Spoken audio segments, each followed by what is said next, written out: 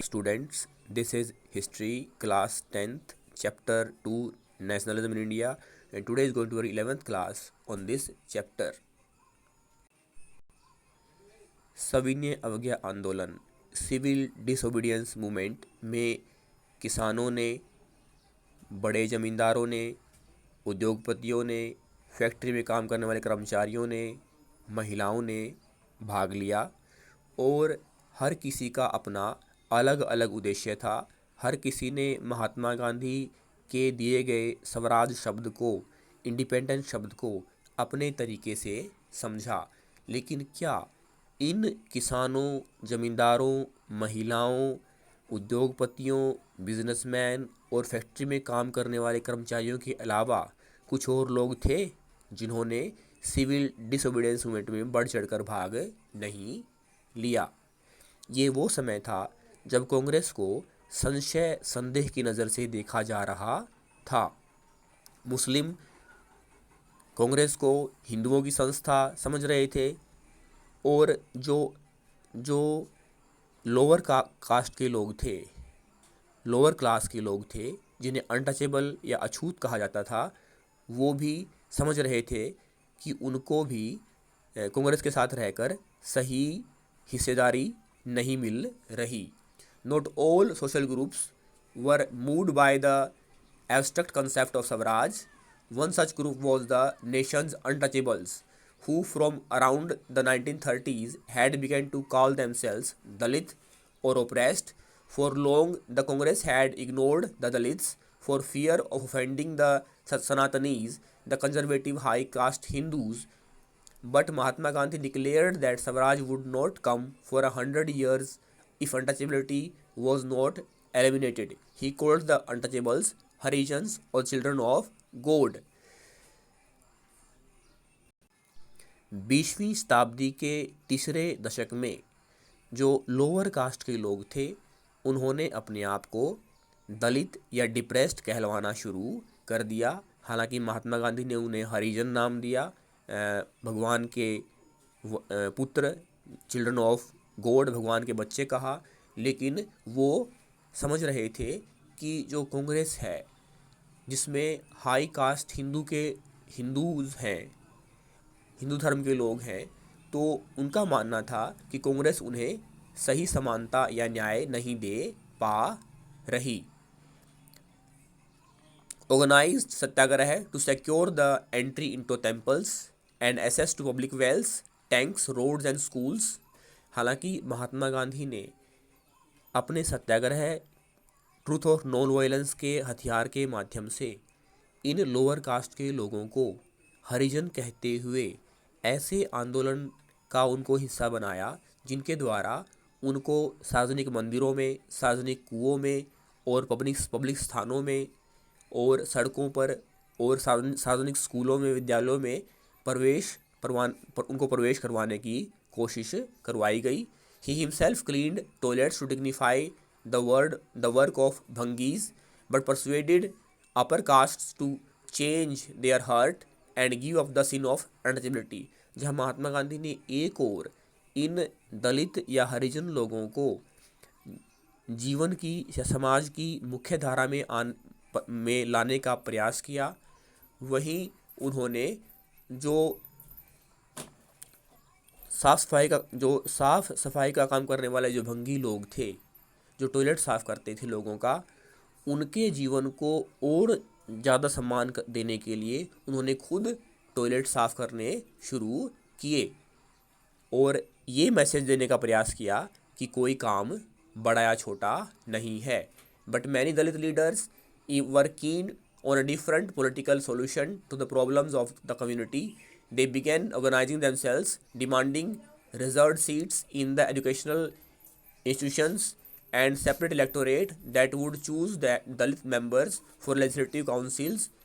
Political empowerment, they believed, would resolve the problems of their social disabilities.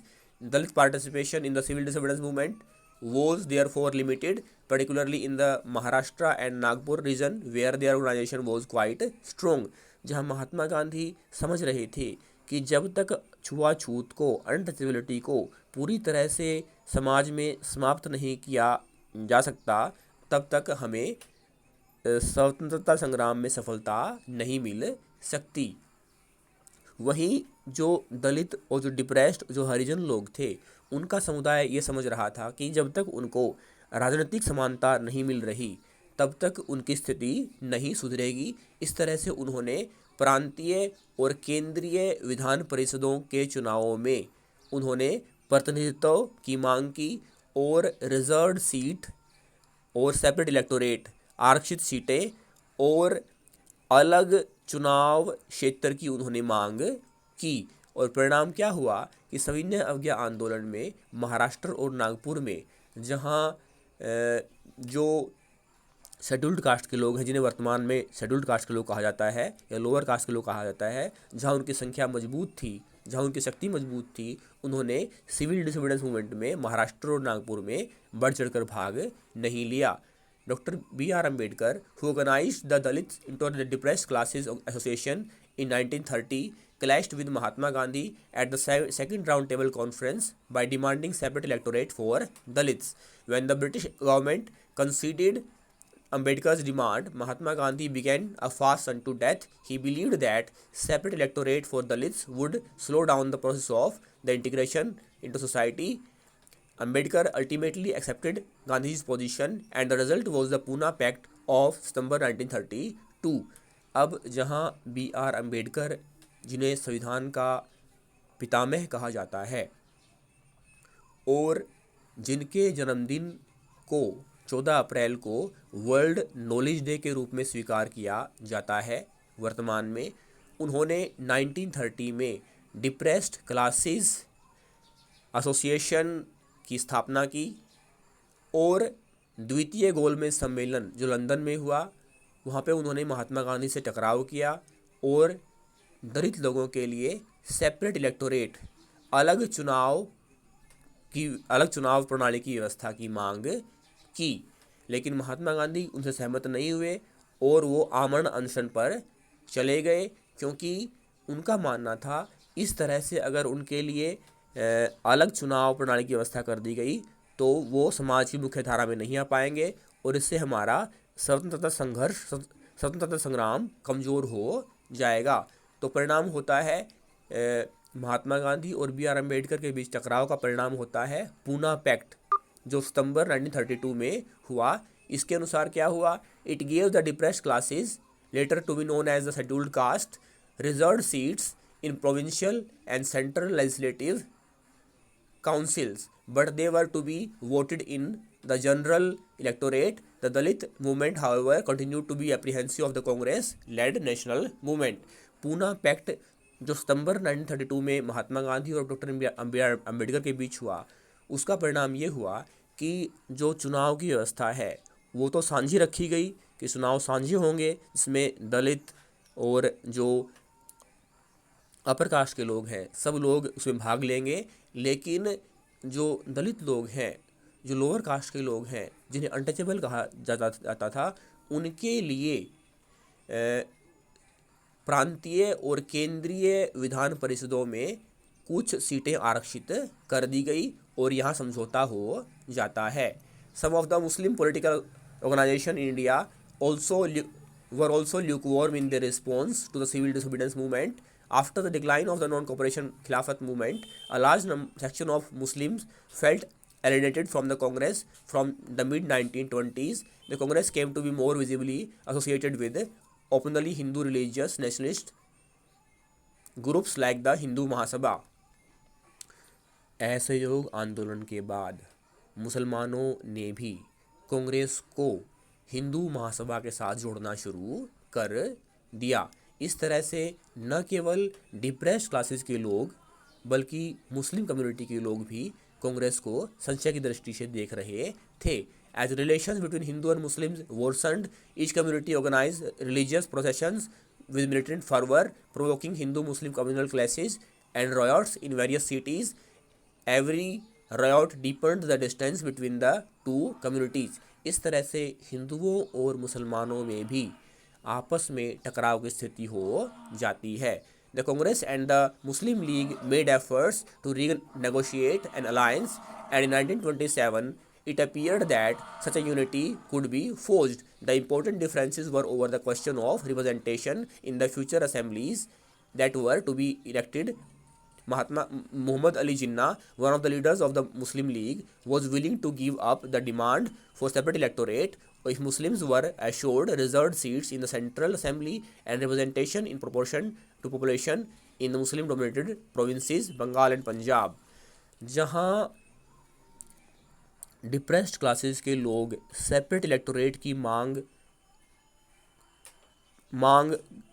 से दूर हट सकते थे अगर उन्हें आरक्षित सीटें केंद्रीय और प्रांतीय विधानसभा में दी जाएं, ऐसे ही मुस्लिम लोग भी सेपरेट इलेक्टोरेट की मांग से पीछे हट सकते थे अगर